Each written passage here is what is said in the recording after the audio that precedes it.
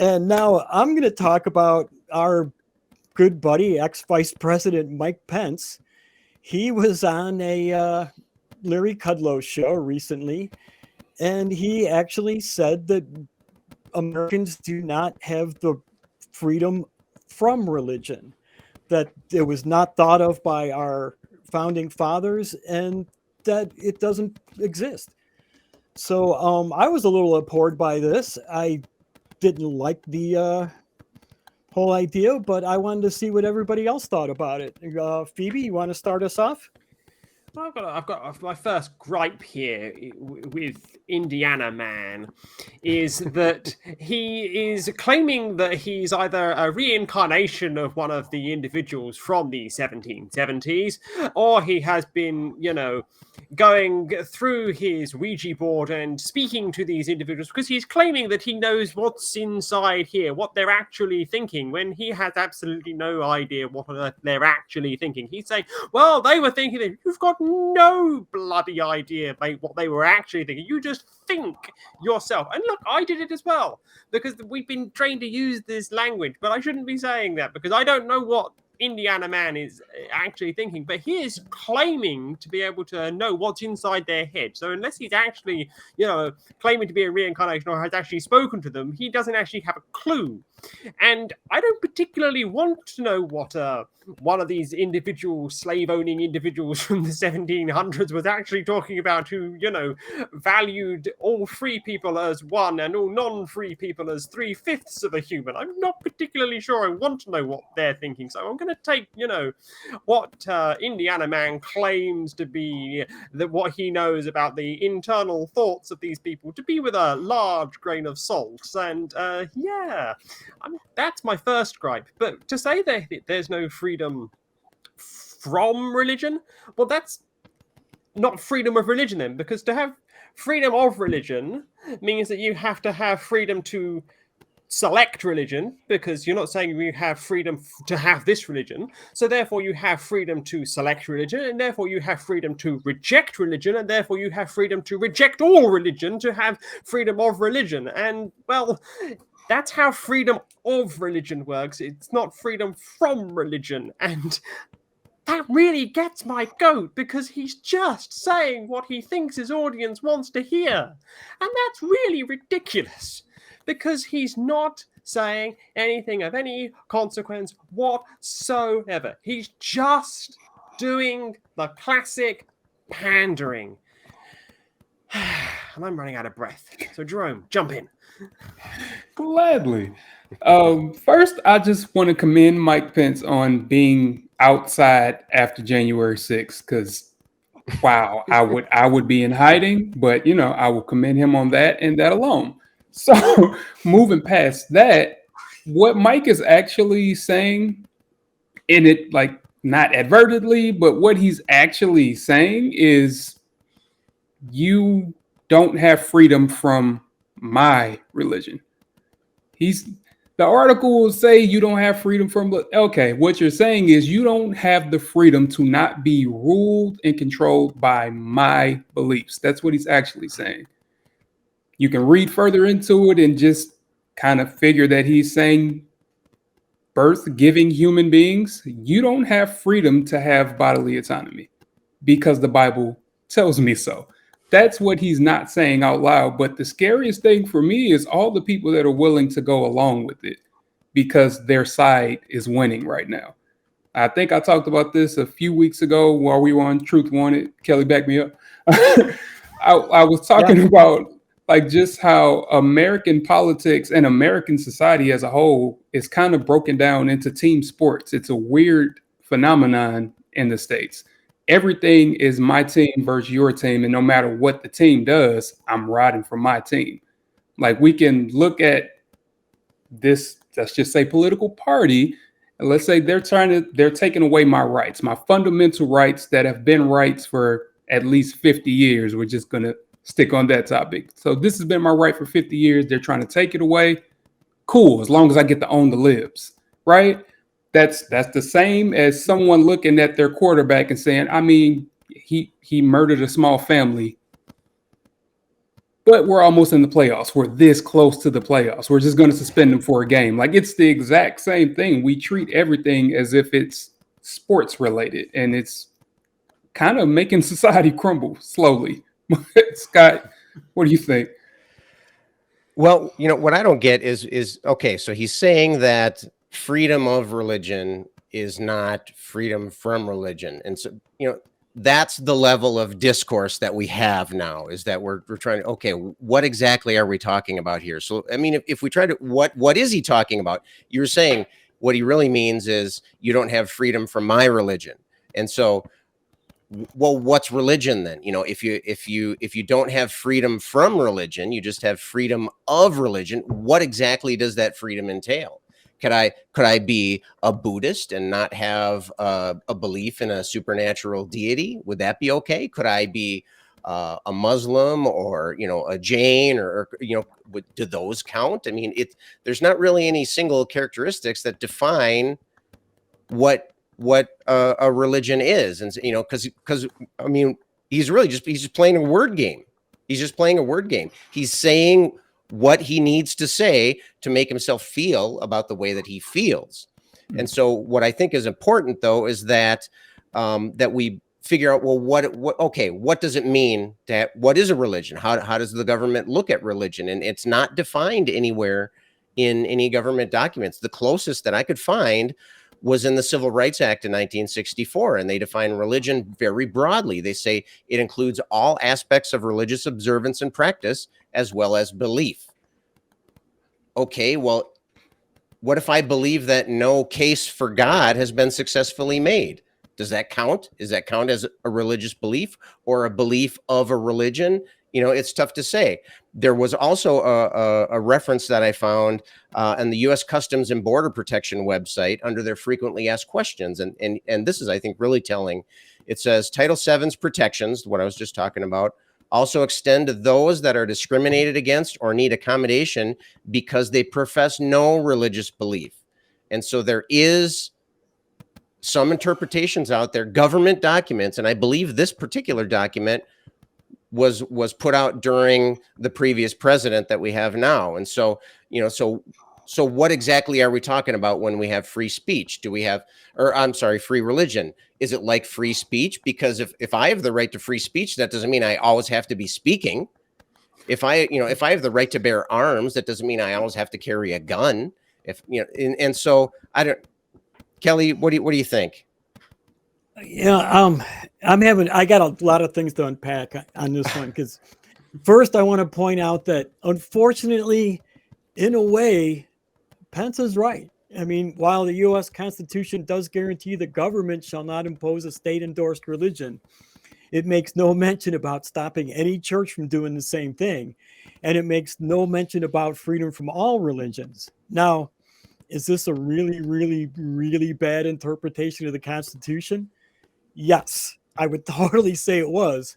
And to illustrate it, the Constitution doesn't mention semi-automatic weapons, autoloaders, high-capacity magazines, none of that stuff. So all of that stuff shouldn't be allowed either, using Pence's argument, right? You see the problem with this whole argument? It just doesn't work on a real-life level. It's just a really, really, really bad argument. Phoebe, I know you have a lot more to say on this subject. Go ahead, because I'm gonna lose my shit if I don't pass it on. There's one question I'd like to ask Indiana Man is, does he believe that atheism is a religion? Because if he says no, then he doesn't believe in the freedom of religion in the first place. And if he says yes, then what is his definition of a religion? Because he's caught himself up in this very odd and bizarre situation. Because he's come round to say, you don't have freedom from religion. Well, that's right, I don't have freedom from religion. But I still have the right to tell you to fuck off if you're trying to impose it on me, and fuck off if you're trying to impose it on my children, and fuck off if you're trying to impose it on my fiancé. I still have that right. So that is my way of saying, whilst I don't have a constitutional right to freedom from religion, you don't have a constitutional freedom from my religion, even if it is no religion. You don't get that. You don't get this one-way street that says, hello, I have my religion. I believe my religion is better than anything else since sliced bread, and you will eat my sliced bread because I'm telling you to. You don't get to say that. This is not what it is. This is not how it works. I have every right, and Mike Pence has every right to tell me, when I tell him that this is my religion, he can say, fuck off to me, and I can say it to him. So, Scott, before I say fuck off once more, take over, please. I don't know. Give me one more. Give me one more fuck off. Fuck off. All right, exactly. I don't think he even cares. And I don't know Mike Pence. I've never met the man. I've seen him talk. I've seen him say things that he believes in. I'm just not convinced that he's really concerned about the word of law. Yeah, he's wielding it. He's wielding it like a sword, right? But I don't think he's all that concerned about it because it's the word of man's law, right? And of course, by man's law, I mean laws written by human beings. Well, of course, other than the ones from the Bronze Age Middle East, right? Those are God's laws, right? And so, I don't know. But he did say, and I agree with him on this, that we now have a Supreme Court that's going to favor his position. And so, I don't know. We'll see in the name of religious freedom if he's going to force that perspective on us. Time will tell. Time will tell. Kelley, finish us up here. One of the things that he said in this interview was that his movement was the freedom movement, implying that if you want freedom, you have to vote religious. And I couldn't help but think how opposite this actually was. I mean, this is not a freedom movement. It's a movement to reduce freedoms for anyone that doesn't fit their norms. It doesn't stand for freedom at all, but for religious persecution of the people who aren't of the same religion, right? And it's really troubling to me. I have a few more thoughts, but before I wrap up, I want to give Jerome a chance to respond before we change subject. So go ahead. I would just say, like, what I want most people, or everybody really, to take away is something that Scott said, like, you don't know this guy, you never met him. I want everybody to remember that we have access to these people's voting records. We have access to what they've done in the past. Follow the evidence is what I'm trying to say.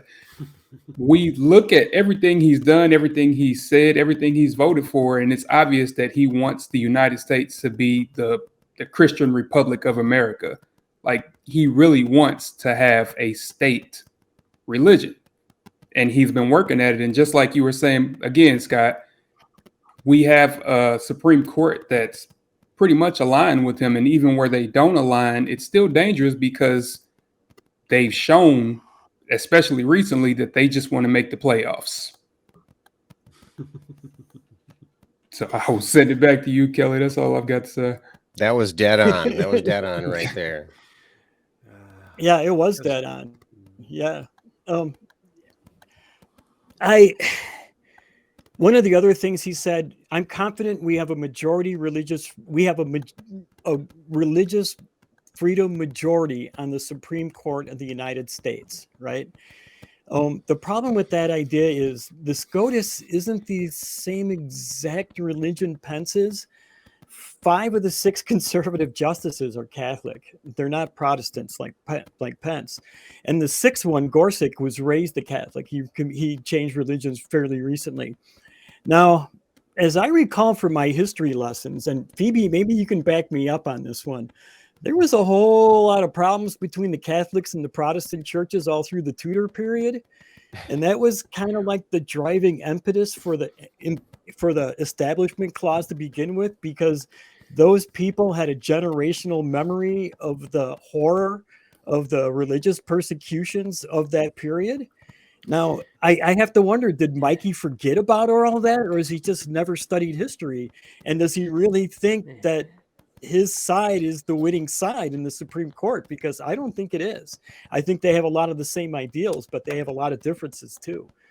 So Phoebe, what do you think? Do you have anything else to say on this? Well, you raise an interesting point, because Mike Pence doesn't realize that what he's saying led to the Civil War.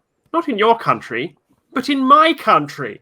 The first, second, and third English civil wars were about the freedom of religion from the king, who believed that he had the divine right to rule over, because he was an imposed person to rule over others, because he was placed there by God, and he was there, and God said, I have the divine right of kings to rule over the lot of you, and you can all go away, and you can all go and do whatever you like, and oh wait, I've now got rid of Parliament, so I have got rid of you all, so I'm just going to rule the way I like.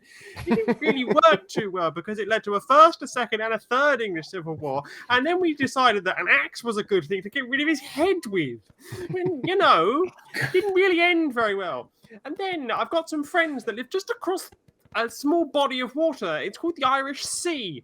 And there's these things called, I don't know, the Troubles. Like, we really need to, make sure that America doesn't end up with, 1970s, 1980s, an internal civil war within the United Kingdom raged in the 6 counties of Northern Ireland. And it was, really not the greatest thing to have, people of the, quote, same religion, but different denominations of that religion, tearing sheets off each other and shooting each other. It really wasn't the greatest thing you could do. So, Indiana man, stop,